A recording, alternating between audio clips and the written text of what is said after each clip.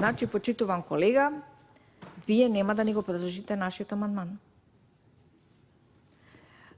Кој што е крајно хуман. Верувајте, крајно хуман. И не знам зашто не го подржувате. Да, се сложувам со вас дека не е направен регистар на колку згради има во државата. И тоа е минус за Министерството за транспорт и врски, без разлика кој го водел, дали сега, дали некој во минатото. Значи, тоа е огромна пропуст кој што е направена. И што сега? Треба на тоа да се вадиме?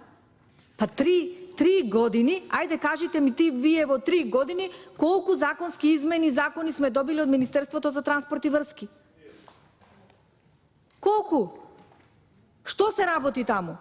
Еве нека го направат регистарот на згради, ако друго не може да направат. Еве тоа некога. Докаде е фондот што го најавуваше министерот Сугаревски за енергетска ефикасност? Каде што нели кажуваше ќе се формира фонд за енергетска ефикасност, каде парите ќе се обезбедуваат од енергетските компании, како од фондови грантови од ЕУ, парите ќе се користат исклучиво за финансирање на енергетски ефикасни проекти и така натаму, да не го цитирам Сугаревски. Ништо. Транспорт и врски, еве го цитирам Сугаревски, тој го кажуваше ова, добро во економија, го цитираше тој. И тоа е тоа.